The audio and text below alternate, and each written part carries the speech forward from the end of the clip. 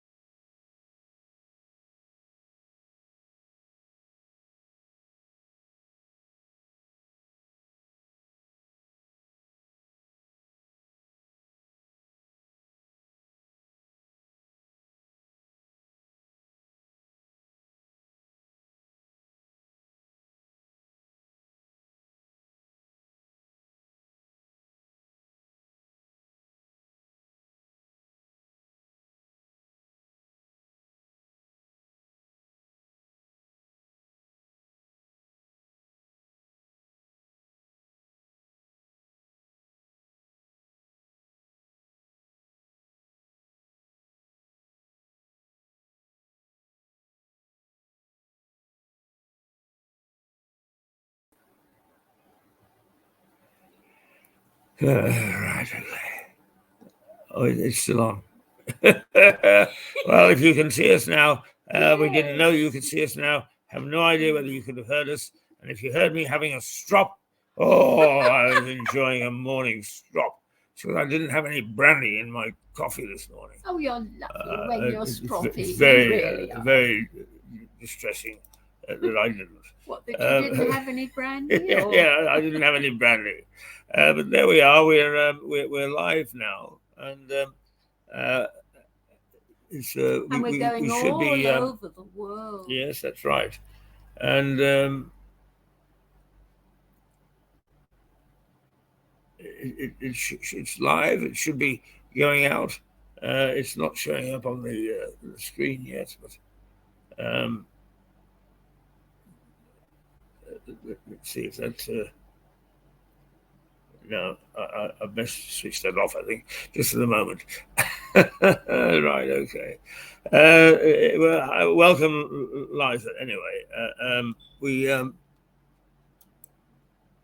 There we are, in full glory. Yeah. And it's time for us to have a chat. It is now, I haven't got a watch. It is now 9:51. And it's the morning of the 26th of January. It's 9:52 now, and we are settled down. We'll just try and adjust the camera a little bit. There we go. And right, jets for Ukraine, Liza. Well, they've stuck us right in it, sending them jets. But they haven't sent them yet. I'm very sure they will. What the situation is, as I understand it, is that the Allies, or NATO, have taken a look at it. They've all pledged to send more weapons. And that Biden, and this is the first time the United States has got properly involved, directly involved, has told the makers of their fighter jets to up production and start producing more so that they can send them. So the intention is there, certainly. So what's your take on that? Well, you see, as I've been saying, I do repeat myself, the biggest money makers in the world now, moneymaker, is first arms, second human trafficking, and third, I think, big pharma, probably. Now then, for the 2 years of lockdown, or, these arms factories, us included, they didn't close down. They continued no matter what, 24 hours a day producing these arms. Now then, for those 2 years, there weren't any wars going, were there? Because the whole thing was nothing serious anyway. Nothing serious, or that we even knew about. So now, oh dear, we've got all these arms. We've got to find a war somewhere. So Ukraine. That'll do. Yes. You don't think that Mr. Putin had anything to do with it? Well, he's the same. He's got to sell his arms, hasn't he? Well, that's a Darling, they're very all interesting in this theory. together. Yeah. But there is no question that this war is escalating, and your view is that the establishment are actually promoting it or Yes. stoking the fires. Yes, I'm very sure of that. Yes. Right. America Okay. in Why are you so particular. sure? America in particular. Yes, because war is profitable, and at that WEF meeting, some woman stood up and said, "Yes, we'll keep this war going for 17 years." Really? What meeting was that? The WEF at Davos. Ah, right. Yes. That the World Davos Economic Forum. Yeah, Yes. yeah. Yeah. WEF. You're absolutely right. Mm. WEF. Well, I must say that the World Economic Forum has been suspect for a whole number of reasons. Oh, they're For quite some ghastly time. people. They're dreadful. And you know now how viable the rumor is. I really don't know, but they're talking about putting Tony Blair in instead of Klaus Schwab, because he's getting a bit ancient now and people loathe and detest him. So they thought they'd put in someone else more detestable than Tony Blair. It's funny how that man flourishes. Does he ever? Yeah, they look after their own, don't they? And he said, "Oh, do they ever?" And he said, "We must now expect a slew of new injections." Oh, right. He said it with such glee. Yeah. I mean, are they talking about forced injections or just making them available? Oh, they will enforce them. I promise you. May I read you something rather distressing? Yes, by all means. I generally do that. There is. Let me put these on. Don't make a lot of difference. A German court is seeking to industrialize and forcefully vaccinate an 85-year-old Jewish composer and Holocaust survivor. Her name is Ina Javenst K. I'm sorry, I pronunciation is always a little the order issued last month would authorize medical support staff to forcibly remove her from her home, calling on police force if needed, and transport her to an institution for the insane, where she will be forcibly vaccinated. Some mercenaries have kidnapped her and are looking for a safe haven for her to spend her remaining years. All this sounds, like Canada, Nazis, Germany all over again. Nothing is new. And I listen, I think it's wonderful, that she has the support. Okay, but let's get the story straight. This lady has done what to warrant attention? She just doesn't want to have the test. The injection. Who did she tell that she didn't want to have a test? I don't know, this court or whatever. But They declared her insane. Yeah, right. So somebody somewhere in the establishment has declared this lady insane, and as a consequence, she's been taken to court. What? So the court can stop her reasoning. Yes. Right. And she can be legally forced to take the injections. Yes, and they would take her away and put her into an institution to give her the injections because she didn't want the injections. They declared her insane. Right.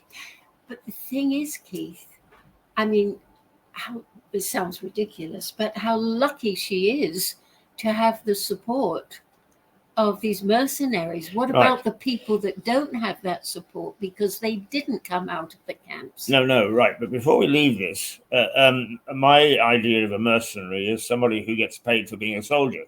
Listen, in what forgive me. I think I've mercenary? used the wrong word. Right. Okay. I always thought in the last World War, mercenaries were people that helped, No. against the enemy. Well, Was I wrong? I've never heard that interpretation, but I have to say that the wokes have got hold of our language to such a degree now that nothing means anything anymore. No, it So doesn't. it could easily be. But There's a I mean, group what of we people. are doing, we're talking about a group of people who have decided to help this lady, Yes. because they feel very sympathetic to what she's going through. Yes. Is that right? Yeah.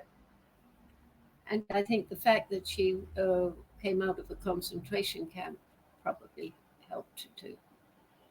Right. Okay. So what they've done is they've hijacked her to all intents and purposes. That's it. They've hijacked her for her own benefit. Right.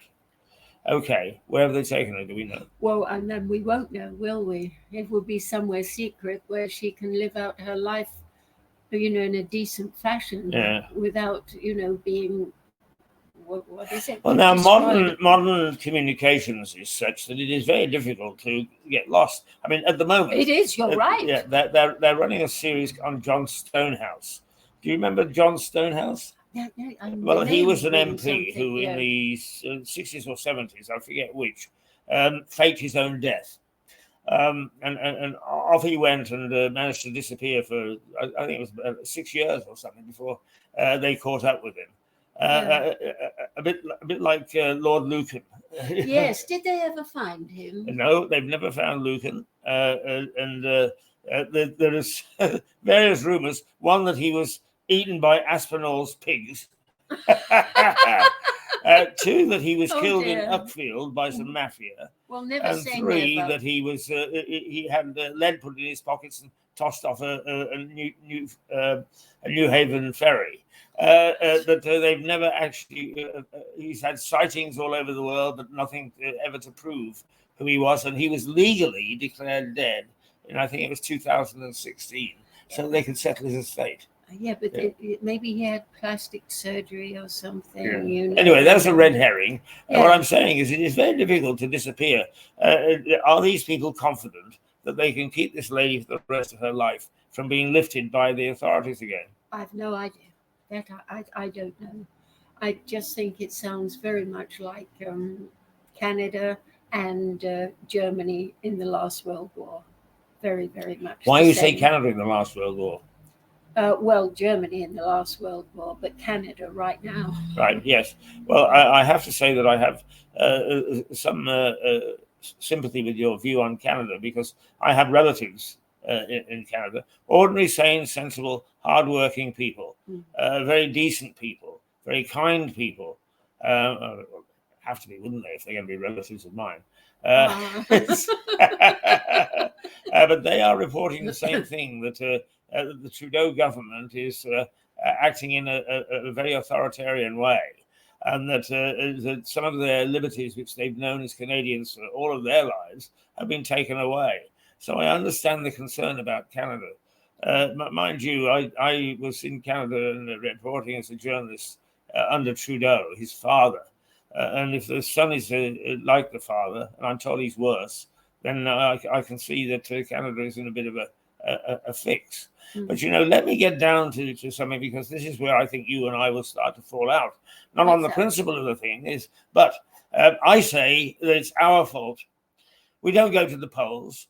Locally, I was just listening to a chat from Stephen Catherine and Mick Symes, which we did in the precinct last year. Only about 30% of people turn out to the local polls. Only less than 70 turn out nationally. And then we turn around and we say, this is what they did. But unless we are going to take voting seriously and we're all going to participate, then this is what we can expect. Well, I don't vote because the people there, they're just too frightening to vote for. But if you don't vote, to me, if you want a legitimate protest, is spoil the ballot. But not going to the polls means that you just step out of the frame. It's a bit like somebody said this morning. Well, actually, Jane, God bless her, beautiful Jane, who greets me every morning. We were talking about getting filthy rich. And we talked about having the lottery ticket. And I said, well, I can't win the lottery because I don't actually buy a ticket. But it's the same as you can't alter the course of the country if you actually don't vote, because you can't complain that who gets in was anything to do with you at all. So not voting to me is not an option. Spoiling the ballot. You understand what spoiling the ballot is? No, I don't. Right. Okay. Right. I go to the polls and I see that there is John Smith, Fred Jones, and Bert Worcester, all standing for Parliament. And what I do is I go in and I actually put a cross against all three, or I scribble out their names. Now, that's an invalid ballot. It doesn't count in the count. Yeah. But what it does do is it counts towards a spoiled ballot. So you know what the protest is. I see. So that I would urge people, if they don't like the people that are standing, don't just say, "Well, I'm not going to bother to go," because what you've done is you've washed your hands of it, and you let the bad guys have a free run. Listen, you're right. Absolutely. Yes. No. Then I will vote. I will. Yeah. Yes, a good spoiled ballot is worth its weight in gold. Yes. Right. Okay. Now I'm going to take you back a little bit because you interviewed Vince Cable last Friday. Yes, I did. We've shown that interview. It's a good interview. But how did you feel about having that interview? What sort of man did you assess him to be? I felt. There's young Kevin, right? Got them all in this morning. Good morning. How are you, Kevin? I thought I'd photobomb you. Why not? Why not? We've had them all in this morning. Stuart came in pounding me on the head. And Liza came in pounding me on the chest. It was all in all, I'm a battered man. And we got seriously told off. Regarding Vince Cable, he was very harassed when he came in, and he's an older man, and quite frankly, I don't think he's quite well yet because he had that mini stroke, and I felt he wasn't quite up to par just yet. I'm sure he will get well. I'm very, very sure he will, because it's not that long ago that he had that business. But as a man, I think he was genuine. I didn't get evil vibrations from him the way I do with a lot of politicians, but I found him incredibly naive. He's known as the gentleman of politics. Did that come across to you? Pardon? He's known as the gentleman of politics. Yes, I heard that, and I mentioned it on the show, and I think he likes the ballroom dance and things like that. I found him unbelievably naive. Whether that was an act and he's just reading the script, I don't know. But as a politician, I found him naive. Yes, and also he sounded, well, this is the way it is, and we've got to stand for it. We don't. Yeah.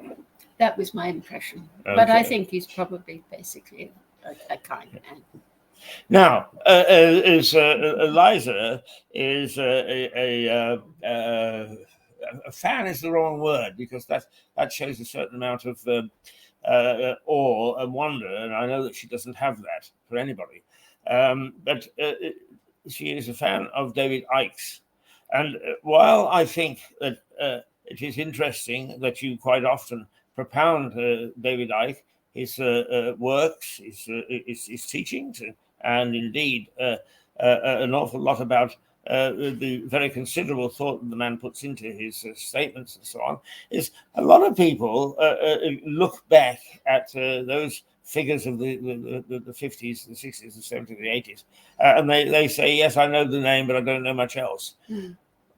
So that, put it into context, some of the things that you talk about on a week-to-week basis, give us a little rundown on David Icke. Well, he was born in Leicester, in a council house, and he was quite a shy young man, but he got into football. He wasn't much interested in school. He didn't like school, but he developed later on, had to go, and he got into football and did very well. Oh yes, quickly.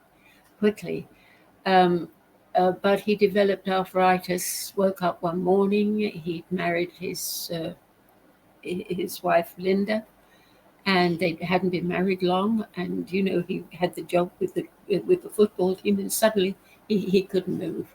He said it had been coming on for some months, but he thought he would push through it with the training. Right. And they used to keep saying, Ike, what's the matter with you? And he just, oh no, just sprained my shoulder. That's all. Nothing's wrong. He would push through, and eventually his body said, no, you don't do that to us anymore. And he woke up and he couldn't move. So it was a total thing. Right. They said to him, you will be in a wheelchair by the time you're 30. This is very serious. The old man has hobbled back in and has come to be Darling, piss off, will you? I'm talking about one of my very favourite people. Well, yes, well, Sybil, you actually were very rude at the wrong moment because this gentleman wanted to come in and see what you were doing. So there you are. Very, very, very good. We'll bring him in. No, I'm here. But We're actually rude to one another, and we're rude to everybody else. There's nothing polite about this. Who are you? Oh, I'm just a resident here. Oh, wonderful! Come on in and say hello. Come on in and join Yeah. us. As I'm sure that Bring her too. I'm sure that the steward has told you that the whole principle of this television station is that we find interesting people wandering through the hotel, Which and we like to talk to people. Interesting. Yeah. You found me. It's the people out there that are really interested. So come and sit down or bring them a chair. I can't come to that because I'm not supposed to be here, to be absolutely honest. Oh, you don't want anyone to see your face? Well, people have seen my face a few times, so I'm No, come on. Are you here all day? No, we're just until 11 o'clock. Oh, that's okay. No, you've got some time to spare. You come and sit. No, I really haven't got time to spare. My wife's just gone upstairs with the key. And Right, she's on the way down. She's on the Well, way if you're back before 11, come in and say hello. Yeah, are you here every day? Or Yes, we are. Oh, Are you okay. staying for a few days? I might well come over again. Yeah, we're not far away. So Okay. Where do you come Yeah. from? East Yeah. Preston. Well, you got a group of little curmudgeons, us two. You've seen him being a curmudgeon. This gentleman. He's a curmudgeon all the time. Okay, well, that's a He- wonderful thing. If you think he shouted at me this morning, he's been kind to me. And how long is this enterprise? How long have you been doing? Well, we've been in operation for about 4 years, but out of this hotel since April. Okay. And we are based on, you may remember a program called Pebble Mill at 1. Yes. Yeah. And the whole basis of Pebble Mill was the executive producer of BBC Pebble Mill looked at the building they built for him, and he got this huge atrium, and he said, it's all wasted space. So let's put a program right in the middle. People said, well, people will be coming in and out to work and walking through. And he said, good. Exactly. And then we can talk to people as they are. So that's the principle here. So you're part of the principle. Oh, that's very nice to be part of the principle. It's great. Thank you for inviting me. Yeah, well, it's lovely to see you. I'll come back in and have a chat. Okay, yeah. Well, we're here every day. Unfortunately, I'm on the 5 meter line at the moment. So Right. I've got to, Okay, Oh, well, yeah. good to see you. And I promise to take. delighted you stuck your nose in. Yeah, it's good. There we go. An opportunity to have a chat. It's Right. Stuart came up trumps. Right, continue with He generally David Icke. does, yes. Well, he Okay, I shall piss off. he had to piss off do yourself. something Don't else. forget. I resign. Goodbye. I'm going home. I can't stand this old fucker. I really can't. Okay, listen, everybody. If you want to fight behind the screen. It doesn't do this station any good to let them see that we're real. We're supposed to like one another on the screen. I like him all right. You know I do. Okay, right. Okay, now David Icke. Let's get back to. He had to do something, and he got himself a job as a reporter on a local newspaper. From there, he went to a better newspaper and eventually wound up at the BBC as a sports commentator. He's doing very, very well indeed. But he didn't like the BBC, and he was also head of the Green Party at one time. Like the BBC, and he didn't like the Green Party. And he became very, not spiritual, Keith, I don't quite know how you do, but he started feeling he wasn't alone. He was in hotel rooms and he said, well, what is this? There's an atmosphere here, you know? And eventually he said, listen, there's someone there. Don't drive me crazy. He said, if you're there, come on, tell me something. He didn't, but he could still feel this present. Anyway, he went to a medium for hands-on healing for the arthritis, and this lady, she didn't know who he was, you know, didn't know if he was you know, famous or anything like that, and she just knew he had the arthritis and was trying to help him. Suddenly, she said, She said, listen, I've got to sit down for this. She said, I've got this vibration coming through. I really have, you know, somebody's trying to contact you. And she said, I just can't deal with it. It's very strange. I've never, ever had this with a client before. So, okay, you know, but she couldn't give him any message. But he said, I felt this like a spider's web come over my face. And he said, it was very, very strange feeling. And apparently when someone's trying to get in touch with you, you do get this feeling. It's an electric, you know, a pulse sort of thing. Anyway, he went back to, her name was Betty Shine. He went back to her a couple of times. And when he walked in, she said, whoa, here it's you again. You know, here we go. But he didn't get any sort of correct messages, just this force that was trying to get in touch with him. But he said he would go into bookstores and suddenly books would fall down on the mat, you know, for no reason at all. It was all of a spiritual thing. Disenchanted with the BBC and the party, and he said he had this overwhelming feeling to go to Peru. So he said goodbye to the parties and the job. So I took care of my family, got the plane ticket, went over there, and he said I was very interested in what it had to offer, but slightly disappointed, you know. So he thought, well, I've done my best. I've come here, and he said I booked my flight home. Before I was supposed to, he was packing my bag at the hotel, and a tour driver who were seen in the lobby, said, come on, let me take you somewhere. So, come on, I'll do it. Got in the car, they drove around, and suddenly he was there, and he saw this hill.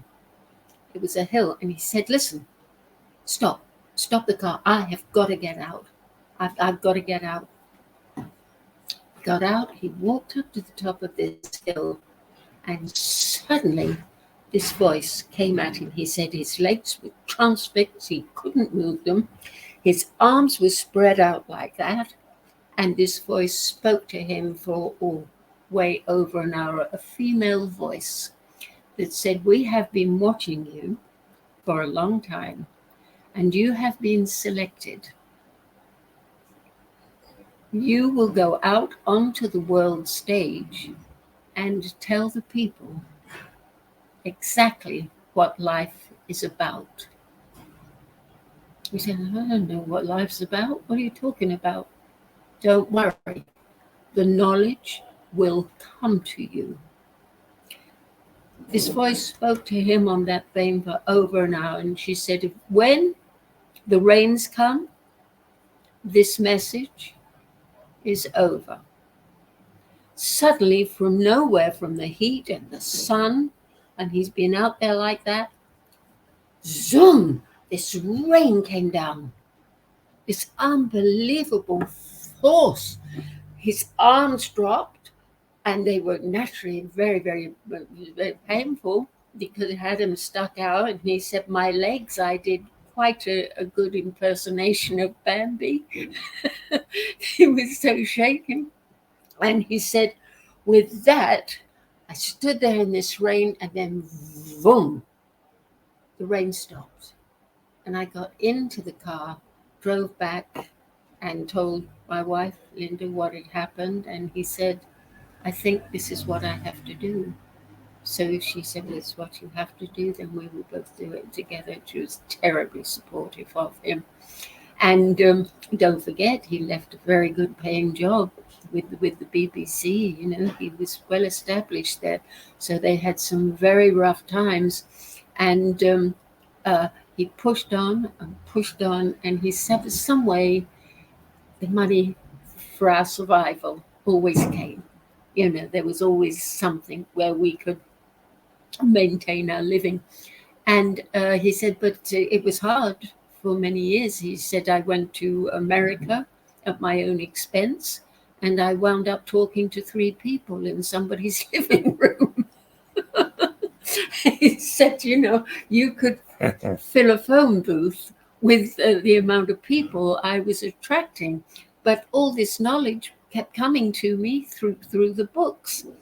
And he said, I had one experience where I went to, I forget where it was now. And he said, I had the drug ayahuasca. I said, I've only had it once. And he said, I went with a friend because you must not do this by yourself. You just need someone there with you. And he said, female voice spoke to me for a long time. And he said, it's as clear as I'm speaking now. And she talked and she talked and she talked. And he said, next day I got over it. And he said, when I interviewed him, I said, do you still take it? He said, no, I have no reason to take it at all, because now I can get to that plane that these people were talking to me to. And he went on the Terry Wogan show, where he was totally ridiculed, as a young man. They didn't want to listen to him, or even give him a chance. And then Wogan said, they're laughing. So he said, well, fine. The world needs laughter. Laugh, And Terry said, but they're laughing at you. He said, well, that's okay too. I don't mind. He went off. And he said, for years after that, everywhere I went, I was ridiculed. They said I was, mental. He started writing books and progressing and making sort of, a certain name for himself through these books. And he went back on the show some years later, the Wogan show, and when everything he had predicted, the first show, had come to pass. And the applause was deafening when he came on, absolutely deafening. And Wogan never, ever apologized for the way he was treated on that first show. It was... that doesn't surprise me. But, it doesn't either. But if I may say so, Liza, it's being the devil's advocate, his story sounds very much like that of Joseph Smith, the Church of Latter-day Saints, better known as Mormons, who describes more or less the same experience. Mm-hmm. Why are you so convinced that Ike is the real thing? Well, I have been studying his books ever since he started for 30 years now, and he just makes sense. Everything he has described has happened. In the pandemic didn't surprise me at all. I knew it was coming. It's so in-depth that I couldn't possibly explain it. You would have to listen to him He's got an awful lot of stuff out there and some big, thick books. They're very good reading, but if you can't manage them, then, cotton on to everything that you can say. But his books, God, I wish they, going into verbal too, because they're so, so valuable. I can't explain it. I'm not a religious person. I do believe in the forces of good and the forces of evil, and I think we call on those forces at times in our lives. No, I haven't seen anyone shapeshift into a lizard. No, I have not.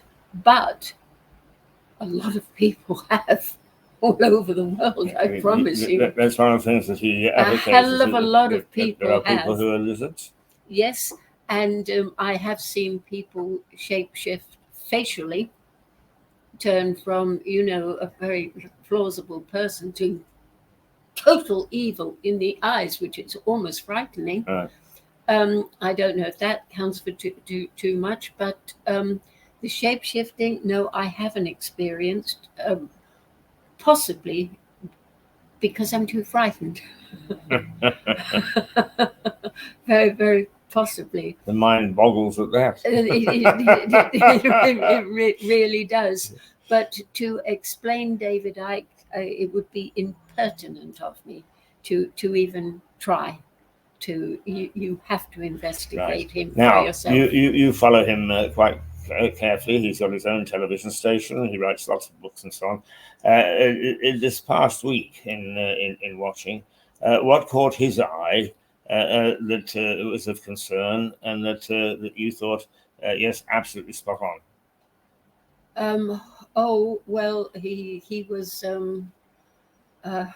He predicted the war. I mean, this is common practice for him. It's kid stuff, what is going on. It's so easy for him. But he was banned from 28 stations. Started with Holland. They banned him, and then they banned him for 28 stations for 2 years, where he had a lot of work booked, where he was invited, to these rallies and things. And they're absolutely petrified of him. Mm. Naturally, he's banned off of YouTube. But his two sons, Gareth and Jamie, they now run a television station out of Derbyshire called the Icke Alternative.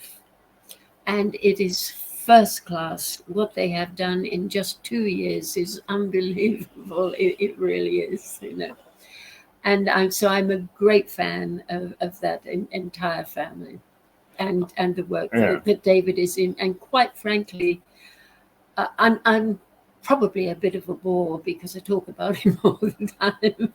But I think with the world situation the way it is, in this country especially, he is all we've got. Yeah, we haven't got anybody else. I find it disturbing that he should be banned from the airwaves, actually banned. I mean, in other words, they prevented him from going on various radio stations and television stations. Yes. Yeah, and you say 28. Did you mean in 28 different countries, or 28 different countries? Right. Yes. Yeah, I mean, is that state radio or television? Well, he had work booked there for television and personal appearances. One was a rally in Holland, and the people were in an uproar because he'd been banned. And all he does is talk about love. I mean, I find that a bit disturbing because to me, there's no sense in us saying that we're open to all ideas unless he actually had preached insurrection or had offended anybody in a libel sense. I see no justification for ever banning anybody. No, well, he does mention a nice few people. Politicians, in the main, and he said, I tell the truth. And he said, when I started this, I expected summonses and writs coming through the door, suing me. Right. Not one. Okay. Didn't sue Right. me. That's the eye phenomenon. Now, what else has caught your eye this week in the news that you wanted to mention? Oh, yes. Thank you, Keith. This is Twitter. On Twitter, Elon Musk on Saturday joined the growing debate on serious side effects of COVID-19 vaccinations, saying he had major side effects from my second booster shot. In the tweet, he said, I felt like I was dying for several days. Hopefully, no permanent damage, but I don't know. Musk's admission of the side effects of COVID-19 came as Pfizer.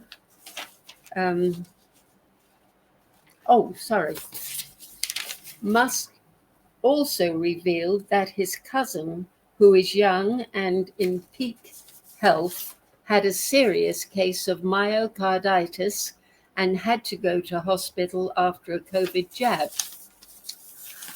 The thing is, I find this interesting, Keith, because when these jabs first came out, because he was like that with Bill Gates, they had an argy-bargy over money. And he turned around and said, right, and I want to tell you something, fella. I won't be taking any of your jabs, and neither will any of my family. Somehow that's been deleted off the internet, which is interesting. Mm-hmm. Right. And now we have this. Yeah. Tony Blair, yes, they're talking about him replacing Klaus Schwab. Oh, very interesting. Bill Gates admitted that the shots serve virtually no benefit to anyone, especially the most vulnerable of the population. He said that at the Lowry Institute in Australia. I mean, what's going on, Keith? Yes, well, it looks as though these things aren't widely reported. I mean, the only defense I would give to anybody is it is an owner's right to decide what shall go onto his particular station and not. State is different. It should be open to all voices, and those should be reported. The other thing is, of course, is that somebody somewhere, a news editor who may not be biased, but has to decide if he's given a half hour for news and he's got 50 items and you can only fit 25 in, that somebody's got to choose which 25. Yeah. So it may be that it's not necessarily aimed at him, but that somebody has decided it isn't that important in terms of news. Now you would actually challenge that. Yes. You would say these are things that we're missing and should be made public. Right. Yeah. And also, in fact, you do. Also, David Icke is very, very anti-vaccinations. Right. And what was it you that talked about somebody getting an adverse reaction this morning? Oh, yes. It was Elon Musk's. Right. Yes, that's right. Elon Musk's nephew. Yeah. He had bad reaction, and his nephew had myocarditis, the heart problems. Yes, but back to, if I may, to Vince Cable. When I mentioned the business in Oxfordshire, where they're chopping up the city to make them into 15 minute things. And if you want to go out of the city, you have to get your car registered, and they want to know where you're going, because you will only be allowed 100 hours a year time to go out. I mentioned this, he didn't know what I was talking about. I mean, something so terribly important. And also, when I mentioned Bridgton, who stood up about these injections in court, oh no, he's gone, he's finished. And I tried to pursue the subject, and he said no, he insulted Jewish people, which was absolutely ridiculous. It was totally out of context. And I do feel that they should be investigating these shots, and they're not paying enough attention to them. They've glossed over it, which makes me very, very suspicious. But there are enough people. I mean, it's not as if there are just one or two people who have suspicions about vaccinations and so on. Who's leading the anti-vaccination lobby, if you like, and why aren't we hearing more reports from them? Yes, well,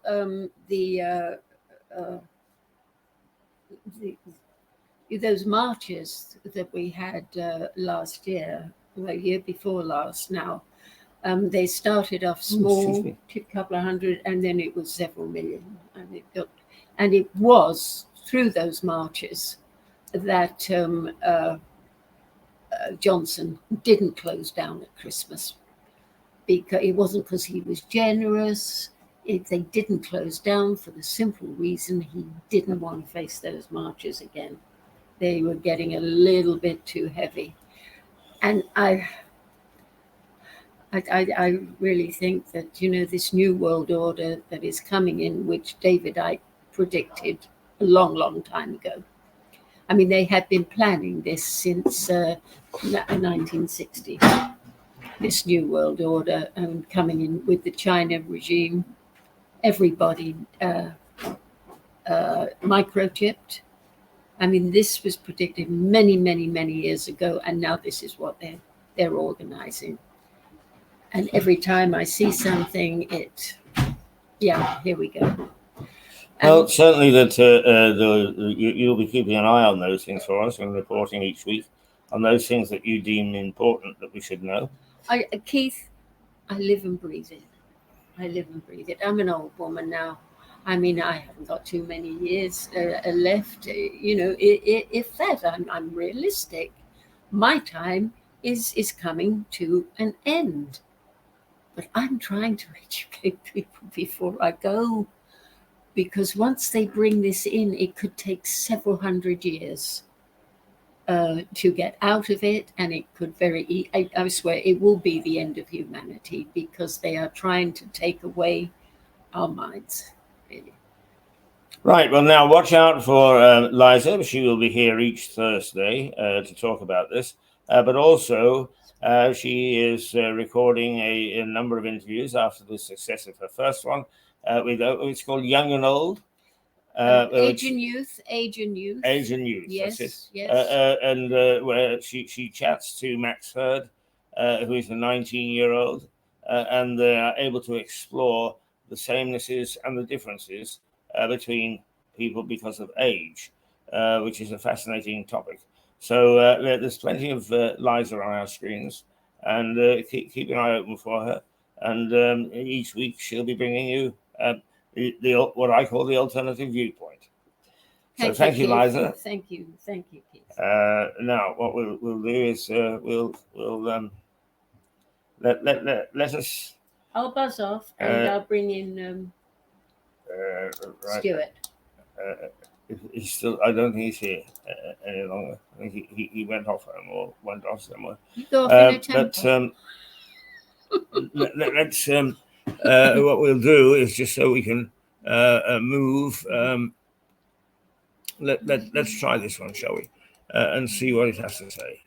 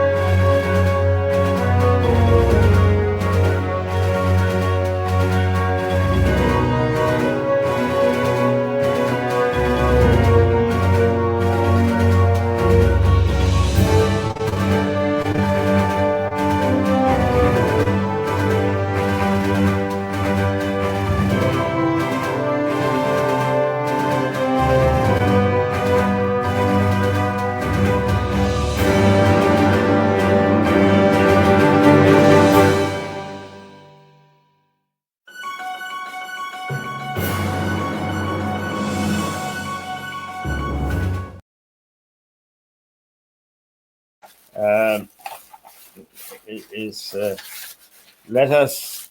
Liza has just taken delivery of some new posters, which you'll find around town in the next 10 days or so. Well, yes, because no one knows we're hold it here, up against do they? the camera. Isn't that lovely? Yes, Looky, there looky, we go. looky. That's us. That's us. So keep an eye open for it, and tell everybody about it. And I think you'll be amused, if nothing else, with our half hour. So what we're going to do now is we're going to sneak off and have it's a bit too early probably for a glass of wine, but we're going to have a cup of coffee and a chat and make sure that Mirador continues to go forward. And we managed to get over some of the problems that we've had, particularly I have to say, we're really talking about technical problems. And we're looking at our screen now, and the picture looks perfect. Sometimes you look at it on your computer, and it's not. And that we aim to eradicate. What we don't intend to eradicate is the variety of views that we get on this show from all political persuasions, all sectors of society. And unless it is either obscene, traitorous, or libelous, the viewpoint will be expressed, and expressed as forcefully as Liza has expressed her support and belief in David Icke this morning. So that's it for today. We'll be back tomorrow, last day of the week. Until then, say goodbye, Liza. Bye-bye. There you go. Thank you. Thank you for watching.